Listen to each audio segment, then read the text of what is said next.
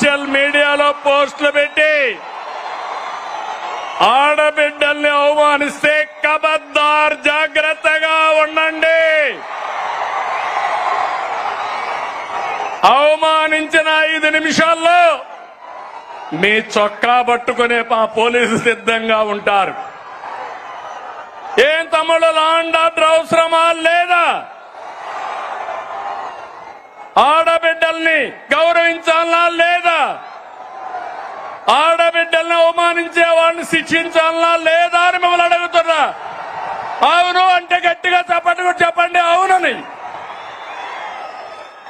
వచ్చి చూసి నేర్చుకోమంటున్నా.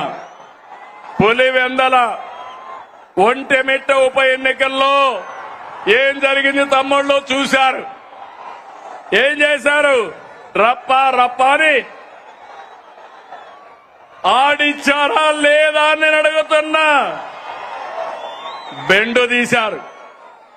ఈ విషయం గుర్తుపెట్టుకోవాలి. ప్రజాస్వామ్యంలో హింసా రాజకీయాలు చేసి ఇక్కడ సిబిఎన్ ఉన్నాడు.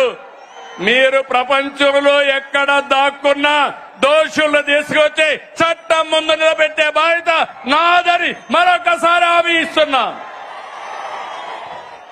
తమ్ముళ్ళు, వైసీపీ నాయకుడిది ధృతరాష్ట్ర కౌగిలి.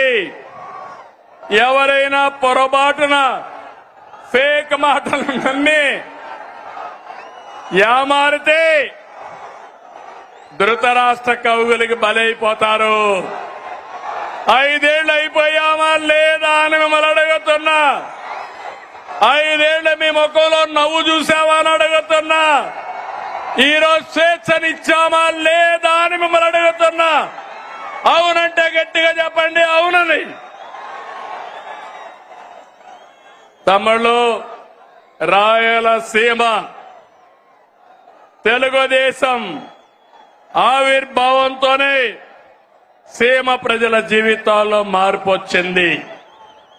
సీమ ప్రజల జీవితాలు మార్చేందుకు సాగునీటి ప్రాజెక్టులతో ప్రారంభించిన ఏకైక నాయకుడు ఎవరు తమ్ముడు అని అడుగుతున్నా. నందమూరి తారక రామారావు గారు. అవునా కాదా? అవును అంటే గట్టిగా చప్పట్లు కూడా చెప్పండి అవునని. హంద్రీ నీవా, గాలేరు నగిరి, తెలుగు గంగా తెలుగుదేశం పార్టీ హయాంలో వచ్చాయి. సీమ పల్లెల్లో ఫ్యాంక్షన్ అంతం చేసిన, సీమకు నీళ్లు ఇచ్చిన ఆ ఘనత మనది. అవునా కాదా అని మిమ్మల్ని అడుగుతున్నా. ఈ సంవత్సరాలు రాయలసీమలో వర్షాలు పడలేదు. కానీ తమ్ముళ్ళు, అన్ని చెరువుల్లోకి నీళ్లు వస్తున్నాయా లేదా అని మిమ్మల్ని అడుగుతున్నా. అందుకే మీ అందరికీ గుర్తుంటుంది, సీమ మారుతుందని మొన్న ఎన్నికల కంటే ముందుగా అన్ని సభల్లో చెప్పాను. మీరు కూడా నా మాట నమ్మలేదు. చరిత్రలో మొట్టమొదటిసారిగా 52 సీట్లకి 40 సీట్లు మనమే గెలిచాం. కూటమే గెలిచింది. భవిష్యత్తులో 52కు 52 మనమే గెలవబోతున్నాం. గెలవాలనా లేదా? గెలవాలంటే గట్టిగా చెప్పండి గెలవాలి భవిష్యత్తు కోసం. ఒకసారి గతాన్ని ఆలోచించండి.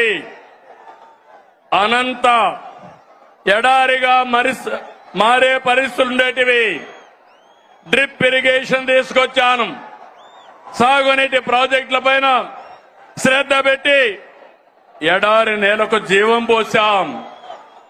కియా కార్ల పరిశ్రమ తీసుకొచ్చాం. అనంతరి దేశంలోనే ఒక బ్రాండ్ గా ప్రమోట్ చేసింది మనమే. అవునా కాదా అని అడుగుతున్నా.